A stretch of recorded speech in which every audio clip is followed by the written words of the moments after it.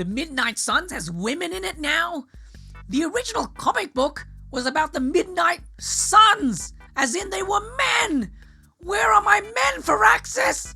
Where are the men? Bro, if you want men being dudes, this game has got you covered. But spending time with you has given me complete and utter faith that the future is in good hands. See? Okay, listen, I just wanted to show this scene because it took me by surprise when I first unlocked it, and I loved every second of it. But anyway, on to the video proper. And it's going to take us a little while to get there, but I will be spoiling basically everything in the whole game. There is a concept in literature called an oxymoron, where you have two words that are kind of like smooshed together that have completely contradictory meanings. A small crowd, for instance, is an oxymoron, and as an Australian, I would find it a little bit remiss if I did not mention the colloquialism of yeah, nah, and nah, yeah. Usually when we think of these contradictory elements, we think of them cancelling each other out, like in logic debates and mathematical proofs or things of that nature. But like incredibly vehement straight men and their proclivity to enjoy seeing and idolizing big, meaty dudes, I'm feeling feisty. Oxymorons still kind of work despite the contradiction. We still derive meaning from them, and often these paradoxical constructions make us think much more about the words and concepts expressed than we otherwise would have. What does that have to do with Firaxis' Marvel's Midnight Suns? Well, if you can tell, that title is an oxymoron. And like many other great works of art, that title acts as but a glimpse of all of the things to come. So let's begin. Chapter 1. Hero Teams. A Sorcerer Supreme does not experience FOMO. I see everything that is, that could be, and that will never be. I do not miss out. Just saying an invite would have been nice. The Midnight Suns, as in the hero team this time, are anti-heroes. They are inexperienced and generally have pretty dark characters and backstories. But despite that, they do what is considered bright and good. So, Midnight Suns. The complete opposite of that are the Avengers, the most experienced and almost pure good, or at least, straightforward do-gooders of Marvel. Tony, that's Carol and Dr. Spooky over there. Here to help. And so if you're wondering why the Avengers are in this game at all, when it is titled after the Midnight Suns, I think this goes to explaining why. Together they make a contradiction. I know we're all heroes here. I know I shouldn't be intimidated. But Stark's just got this big-time Avenger air about him, and I'm Peter Parker from Queens. Who's gonna listen to me? If your goal was to simply make a cool XCOM with superheroes, would you not just call the game XCOM X Avengers, or, Marvel Tactics or something like that? And on the other hand, if you wanted to make a game about the Midnight Suns, why include the Avengers so prominently? This move really only makes sense to me if it was made for thematic purposes, and if we view the Avengers as an opposite force to the Midnight Suns, then we have another layer of paradox. Don't tell me to calm down, Robbie. The others are in there with freaking Caretaker planning their next move against Faustus, and they are totally leaving us out. Again! But this is the Avengers we're talking about, right? They're heroes. The more I think about this, the more I like it, because this inexperience versus experience thing is a trope that is pretty standard in fiction. And in superhero fiction, having two hero teams butting heads is also quite par for the course. Look, the Midnight Suns are unproven. I will grant that they have potential, but we can't trust an apocalyptic threat to the Halloween teens. We're all in our 20s. Could have fooled me. See? The Avengers underestimate their allies. You think they'll do otherwise for the Mother of Demons? The story in Midnight Suns does not deviate from this, but combined with this reading of the theme of contradictions and paradoxes, it is rather efficient. Any more questions?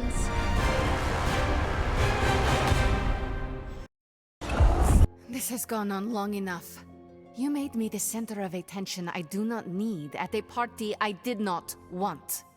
So what do you want now? To cut the cake? Magic, wait. Fine. I will cut the cake.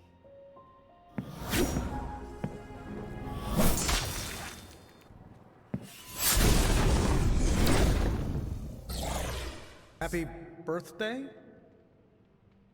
Chapter 2. The Abbey. This is your base in Midnight Suns. It operates similarly to the one in XCOM, where you go to locations like the science lab or the barracks or whatever, and use the resources you have accumulated to get upgrades, and then choose a mission to go on. Rather than the more expedient menu-like system of XCOM, Firaxis decided to make the Abbey a more fully realized environment that you have to traverse. For fans of XCOM, this will be really cumbersome, but it works thematically because the super efficient menu-like system lacks personality. And a big part of this game is the relationshiping you do with all of the superheroes that are helping with the mission. And so, the Abbey almost needs to be a place that is worthy of hanging out in. I have to say, for a haunted transient castle raised on the cursed grounds of Old Salem, it's pretty cozy. The dichotomy at play with the Abbey as a whole is one of a lonely togetherness. Here in this little pocket dimension free from the rest of the world, you have a space where meaningful bonds are formed, but even within the Abbey itself, all the heroes spend most of their time in the one building. The rest of the Abbey grounds is explored almost entirely in isolation, and expanding it is something only the hunter can do.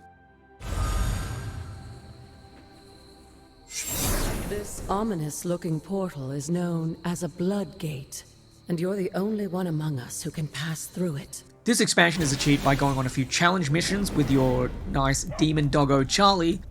Charlie?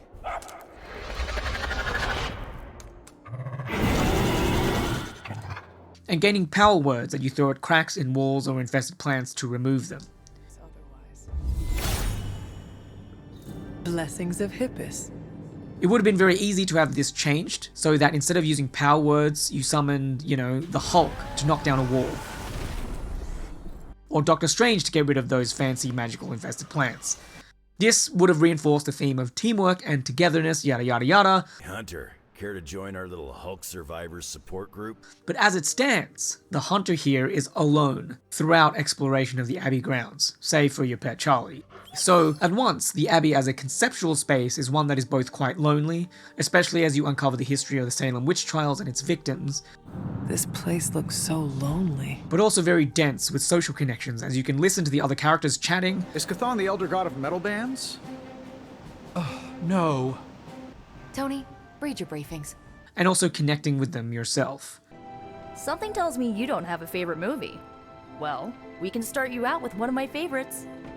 Navigating the social aspect of the Abbey as the hunter is rather interesting. Because everyone here is a fully realized character that exists in other mediums, and interacting with them with one that is essentially an abstract entity is rather parasocial.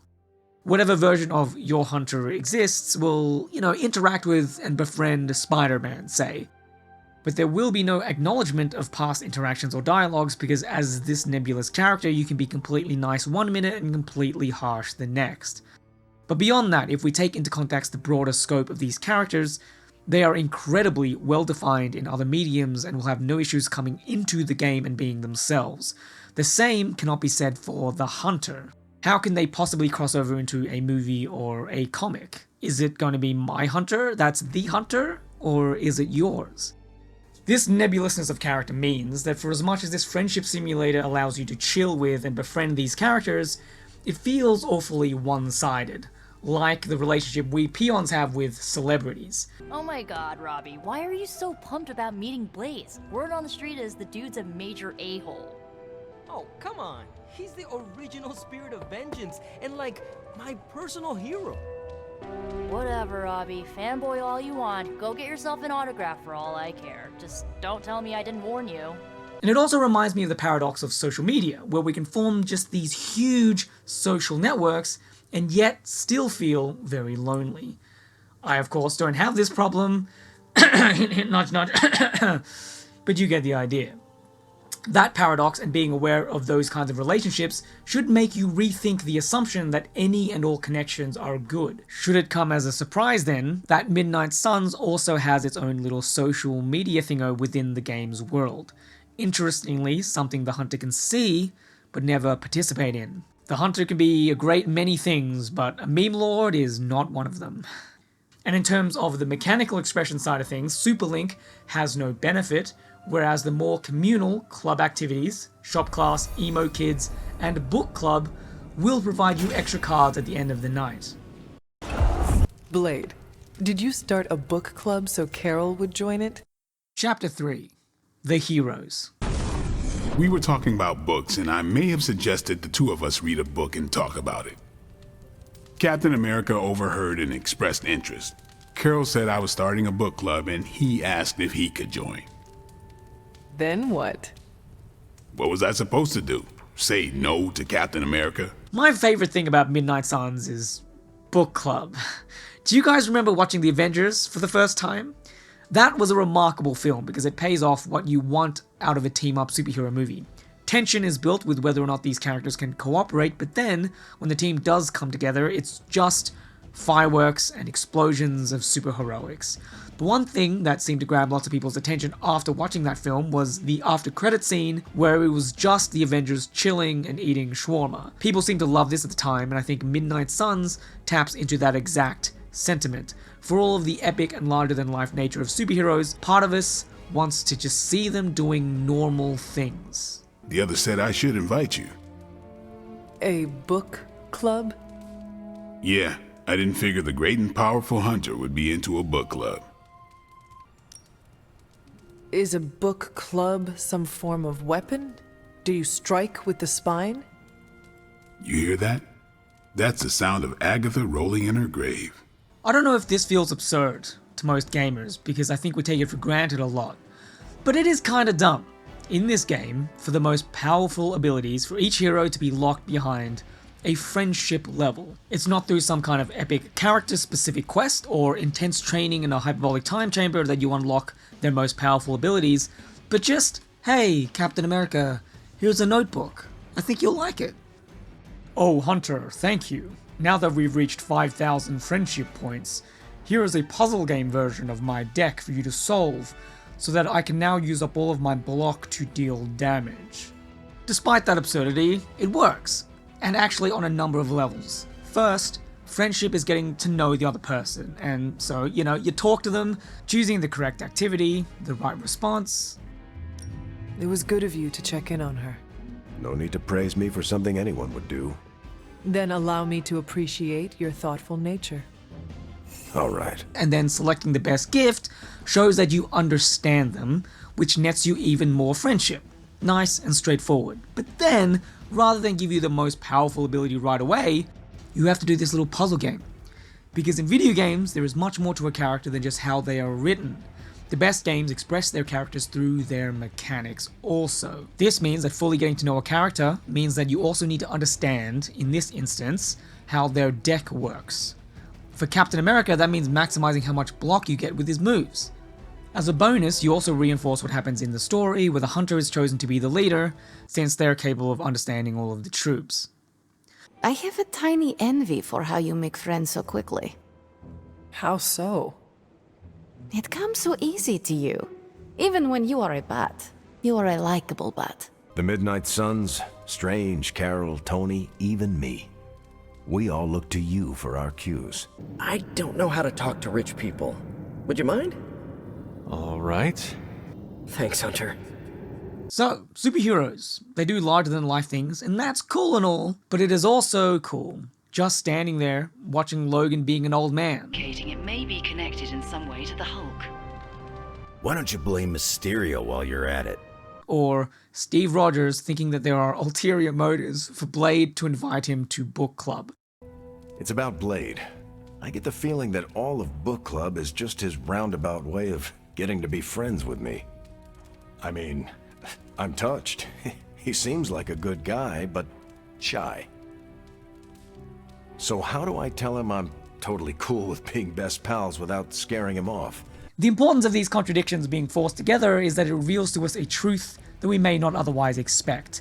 In this instance, it is that despite how it may initially feel, we value the mundane just as much as the heroics.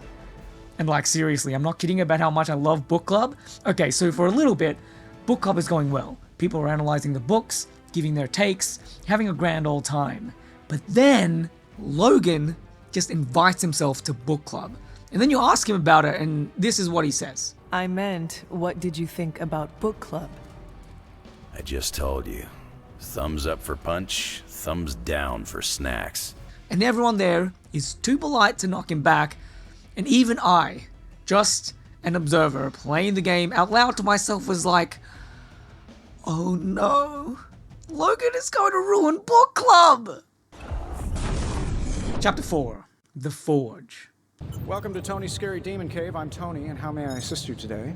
Continuing a look at the heroes, let's have a gander inside the Abbey's forge, where we will find Stephen Strange and Tony Stark. Their constant bickering can lead to some amusing lines. Alright, here's the plan. I'll hit this thing with the big hammer, and you transform it into something useful. That's all I can expect of your contribution, then? No materials analysis, no tactical projections, nothing? Nope. I'm feeling hands-on today. Just gonna hammer stuff and see how it goes. You do your thing, though. Ugh, this is why I despise group projects. But that surface level friction is a sign of a deeper divide. I've been where you are now, spending countless hours blaming myself for the loss of the sanctum for Wanda. Yeah? Well, maybe you didn't blame yourself enough. Some of us don't shrug off our failures so casually. I know you're angry, but if you're looking for a punching bag, may I suggest using the one in the yard and not me? These two are representatives of contradictory concepts, magic and science. Work my magic again? See, that's the problem. This time I am working with actual magic, and let me tell you, it sucks. And within the Forge, they must work together. We did it, buddy. Working together. You and me. I am as shocked as you are. It's a miracle. Much like the Abbey forces the contradictory hero teams together and the concepts of loneliness and togetherness, so does the Forge with these concepts. You know, another paradox. But additionally, there are some other oddities that I want to bring up. Normally, when you think of science, you think of the quantifiable. It elicits thoughts of something that's traceable, like trajectories, evolution, timelines, graphs, etc., etc. Because the clearer it is there is some kind of a line that you can draw, the more it is science. Don't quote me on that. Remind me not to brainstorm with you anymore. So it's rather interesting that the research path, most generally associated with science in other games, is given to the magic side of the Forge. Magic being generally considered mystical and random, and then the loot boxy randomized booster card drops, you know, these gamma coils, is given to the science side.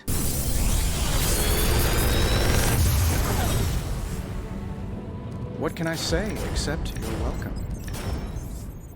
I think this comments nicely on the idea that technology can appear to be indistinguishable from magic. Green goopy gamma serums are one thing. I'm not opening boxes full of mummy curses. You don't have to. Hunter, if you'll allow me.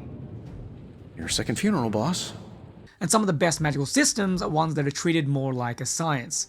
It also hits at the theme of forcing contradictory things together to achieve better outcomes, like the construction of the game's armor, which allows you to bypass certain roadblocks in the story. Also, while we're still here in the Forge, I want to point out some more of these dichotomous layers, because as a player character, the Hunter has to be exposed to certain mechanics. And it's actually really interesting because they are not involved in the combat tutorial. In the combat tutorial, you get Iron Man, Doctor Strange, and Captain Marvel, who are the most experienced Avengers, teaching the player, you know, the most inexperienced one there, about combat. And it's only when being introduced to the Abbey, the conceptual social space, that we actually get proper control of the Hunter. So there's all these dichotomies happening there. After the first battle, take note, this one is a failure. Hunter, you look scathed. Tony Stark, representative of science, experience, and the Avengers, reaches out and goes into the Hunter's room to chat, and then introduces them, and by extension the player, to Superlink, the paradoxical, lonely together platform that has no gameplay benefit. After the second mission, which is a success... Nice job out there, kid. I mean, I didn't get Hydra bombed until my 10th run with the Avengers. Kid, you do know that I'm a good 3 centuries older than you, right? Nico, representative of magic, inexperience, and the Midnight Suns, introduces the Hunter to the singular but actually connective and mechanically beneficial Hangouts. Cool, huh? And with that, let's leave the Abbey and jump into the combat. Chapter 5. Combat. I install XCOM on Central. It's for tactical research. Midnight Sun's pedigree comes from XCOM, and so it sits in the tactics genre, but its combat, rather than being a grid-based squad ability using thingamajiggy, is basically a deck-building card game played on some kind of pool table with exploding environmentals. What's interesting about all of this is that XCOM is one of the very few tactics games that brazenly employs randomness, so much so that it has become a meme for how ruthless it makes the world feel. This is achieved by giving the abilities, like attacking, a percentage chance to hit. In Midnight Suns, however, all abilities are guaranteed to be effective, but whether or not you get the ability card you want depends on the shuffled deck, which is made up of the combined decks of 3 separate heroes. So say you put in a stun, because, stuns are always good in tactics games. Even if you're in the late game and are the best you can possibly be, because of the nature of deck builders and the inherent randomness, your stun may just never show up in a particular fight.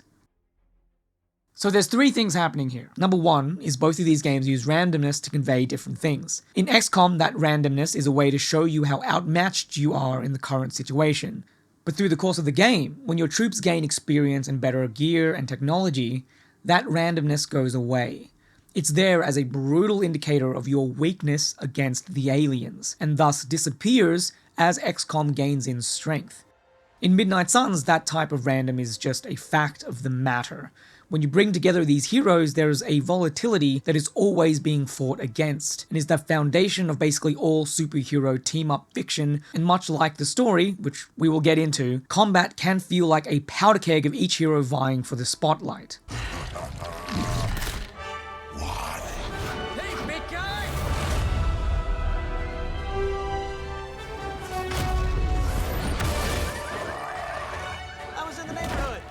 Being friendly. Number 2 is the blatant use of randomness in a tactics game, where things generally feel stable and contemplative. Midnight Suns definitely doesn't seem tactical when you think about the fact that its core system is a deck builder, but when you play the game, it does feel it.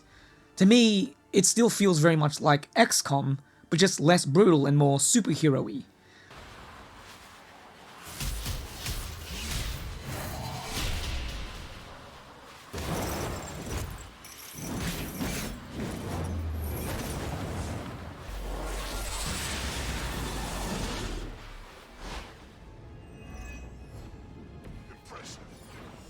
The core of what XCOM gives you as a game is that feeling of, ugh, well, I guess I'm dealing with this now. And I'm pretty sure that sentiment can be translated into something like, I guess these are the cards I've been dealt. Number 3, I think, is way more subtle. So usually when we think of progress, we think of it incrementally. Reach level 5 as a mage and you get Fireball. But what Midnight Suns does is say, yes, in certain places like the training yard or leveling up, purposeful training gives you a direct outcome, but progress and betterment can also be random. The cards you get at the end of missions are limited to those that went on the mission, and you gain a random set of abilities after you inspect the gamma coil. And club activities are the same except without the gamma coils.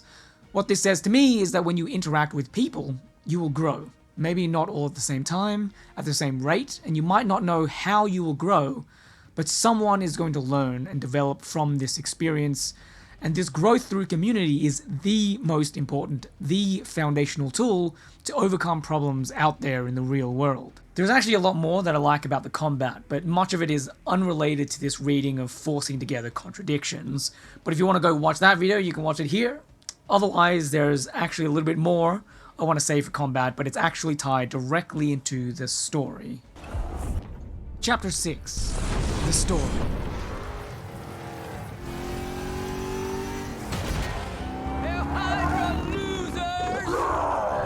You're all a pack of fools. Broadly, this is what happens in the story. Hydra resurrects Lilith, who is a very powerful demon sorceress, in order to conquer the world. The Avengers find out about this, but when trying to stop them are outmatched, and so go to the Midnight Suns to get their help. Welcome to the Abbey, home of the Midnight Sun.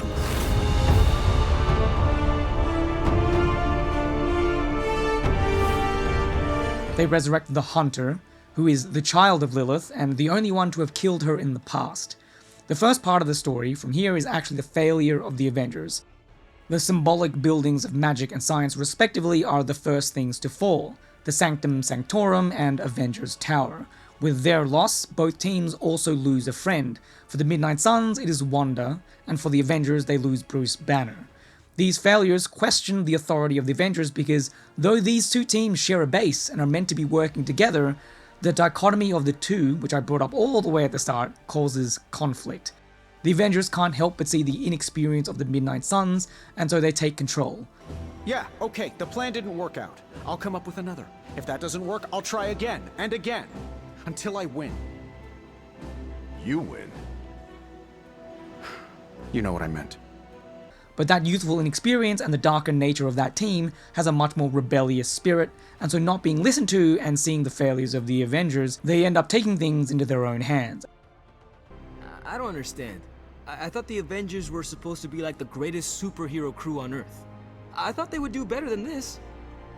You should know this by now, Robbie. Meeting your heroes is always disappointing. I don't know about you guys, but I'm sick with sitting on the sidelines while the Avengers keep striking out. So am I. It's time to take control. They too fail in their endeavor, and the rift between the two teams widens. And here I thought we were finally starting to trust each other. They went behind our backs. Nearly cost us everything. They were trying to save their friend. But to keep the duality of these things going, Tony Stark also acts impulsively to try and get Bruce Banner back, and only serves to fall into a trap himself. Oh, and Tony? This was the trap. Much of the talk around this part of the game is about leadership and bringing the teams together, and eventually everyone puts their faith in the playable character, the Hunter. You're both right. The only one who can lead us to victory is the Hunter. And it's after that that thematically leads to the team's more substantial wins, where those fallen comrades are brought back into the fold despite the seeming impossibility of the task.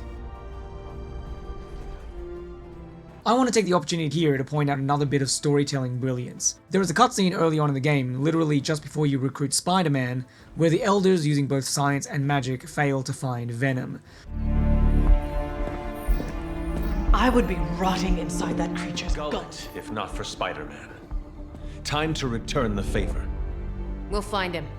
We're running facial recognition on every surveillance camera in the cloud. They just keep moving too fast.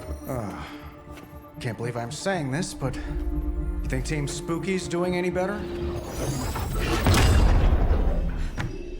Nothing. The younger Midnight Suns, though, using social media, are able to track him down. Well, between 5th and Madison now. Guys, they're live. And they're trending. Hashtag Big Alien Apple. Not bad. Thanks. Now imagine if you had just asked for our help sooner. And then, with the guiding hand of an Elder, are able to successfully complete the mission and bring someone home. Take note of the scientific solution here. Later on in the game, a similarly unsure of himself Robbie is the key to finding the other spirit of vengeance. Take note of the magical solution here. Every other attempt we've made has failed. We need Robbie Reyes today, as well as the writer, if we are going to find Blaze and the page. Fine. So what do I do? Focus on Blaze or something? Blaze cannot flee destiny. You cannot hide from me. Almost all of the failures in the story are done by individual acts, but it's when things come together that you succeed and are capable of doing something impossible. And this is expressed fractally from tracking down Venom in the small scale, to bringing back the corrupted allies in the mid scale, and then finally saving the world on the grand scale. We then get to the finale, where we fight Lilith, but it turns out her goal all along was actually to take out Chthon. What do you think I am trying to do? I did not come here to free Chthon. I came to destroy him. You surprised me, beloved one. Coming so far, yet still so blind. Shackled by your precious caretaker. Lilith, no! You have no idea! But I do. Be free, my child.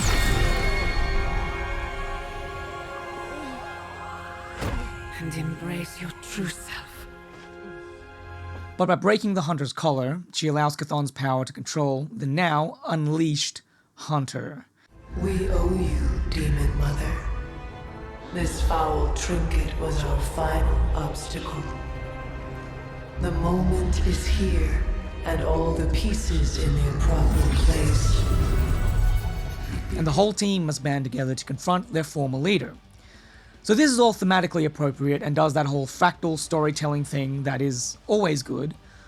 But if I'm being honest, I think they could have done better. I think if the final battle had literally all of the heroes on screen, and you had an increased hand limit and maybe extra moves, this ending would have been an extraordinary finish. Now, I understand that the game is how it is, probably due to technical limitations. But the 3-hero limit for the finale makes it feel like every other encounter in the game. So I think that just breaking that paradigm by enabling like all of the heroes to be on screen at once would be just the perfect way to encapsulate and represent the threat and necessary response of an unchained hunter. As it stands though, I think it is still good, and they achieve a bit of what I was talking about using the tag out card, which swaps a hero out for another one. An additional reason that I think this is a missed opportunity is that there would be another layer of contradiction. I brought up in the combat section that your hand, being made up of the full decks of 3 separate heroes, can be quite volatile. But imagine if your hand was made up of the combined decks of every hero in the game. You would think that having that much power at your disposal would give you more control, but instead you get something that's super unwieldy and chaotic. And in addition to that addition, you get this dichotomy where in the first phase of the fight, you get an abundance of heroes to take on a single foe, and then in the second phase of the fight, you get an almost restrictive number of heroes to fight against a horde of enemies, but it actually doesn't feel that restrictive because there's a whole 7 cards less of randomness that you have to contend with, along with some help from the gods and the Prophecy of the Midnight Sun cards. So again, there is just this layered mishmash of contradictions even in the design of the final battle. After the combat, the Hunter and Lilith are able to fight back Chthon, but because they are essentially marked with his energy, are unable to escape his destruction. Lilith opens a portal for all of the other heroes to return to the Abbey, but the Hunter must accept their fate. Now, if we rewind to before the final battle, this ending for the Hunter will be much more significant. After the big hoorah, team togetherness, getting the uniform moment, now, who wants to go save the world? The game stops dead and allows you to chat to each and every character in quite bittersweet moments. It suddenly occurred to me, this might be our last conversation. Do not say that. You have been one of the closest friends I have ever had, Hunter. I want you to know that. So first, I like how everyone is lined up per the team divide that contrasts to the unity moment from before and the upcoming chaos of the final battle, much like a deck of cards before they are shuffled. But, and you may consider this to be a bit of a stretch, when I talk to everyone, the end of days type dialogue coupled with the fact that these other characters only talk to the Hunter. I'm not the kind of guy who comes back from something like this, Hunter. And not among themselves, like they often do throughout the game, gave me the sense that there's a recognition that this nebulous player avatar could not survive once the game's story is done. This is a game about superheroes, and from mission to mission it is made clear that unlike in XCOM, these characters can't die.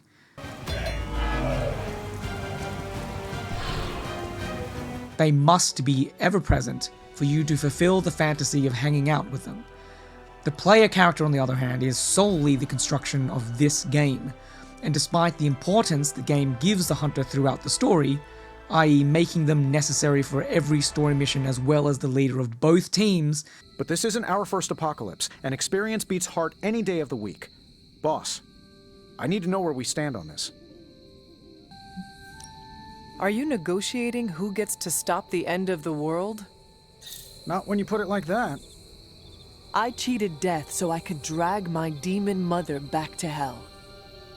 Do you think I have the time or patience to deal with team politics? Or that. I will use the Avengers as I see fit. Make your peace with that, or get out. They are in the end nebulous, abstract, and expendable. The end of the story confirms this, but this scene before the final battle makes it seem like the Marvel characters are aware of it too. As I said before, you remind me of the Ancient One, but you also seem to have greater power than you are aware of. It's like what I see before me is just a peak. That, for all the importance the player and thus the hunter has, after the story is over, they will continue to exist in various other mediums, but the hunter will not. The hunter, after all, is merely a vessel for the player's will, our avatar into the world to interact with these characters. Among the rest of the dichotomies, light and dark, magic and science, friend and foe, the hunter eclipses them all. Chapter 7. The Hunter. I've encountered all sorts of unusual beings through the ages, but you, little hunter, are something truly unique.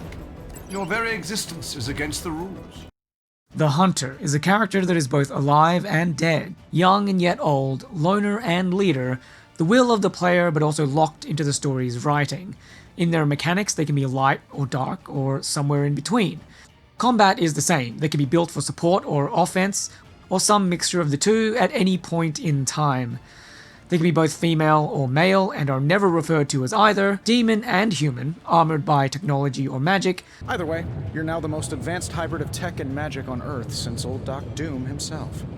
And although they're merely an empty vessel for the player's will, they're essentially every single hero backstory all at once. They're a living weapon, they're an inner demon, they have terrible parents, they're displaced in time, they've been cared for by foster carers, they're a hybrid abomination. Seem pretty healthy for a reanimated corpse. You sure you're not a time-traveling robot? And yet, when played, everything works. Within the context of the game, for whatever situation you find yourself in, those contradictions somehow resolve themselves. The Hunter reminds me of another Paradox-related vessel, the one that holds Schrodinger's cat, where, because of some quantum mechanical mumbo-jumbo, the cat is both alive and dead until you look in the box, and only then, once observed, do you find out what state it is in.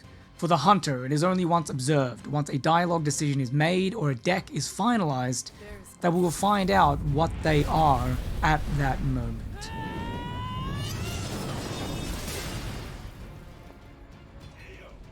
Even compared to other player-made characters typical in many RPGs, the Hunter is apart in just how easy it is to change what they are.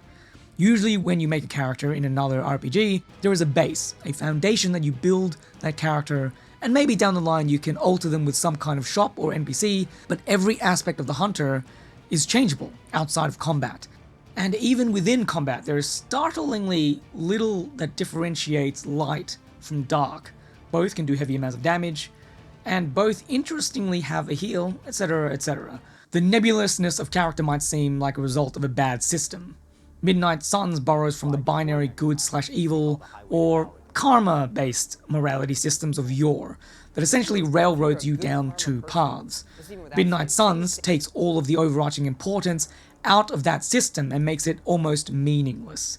The light/dark system has no effect on the story, and only a marginal one on other characters.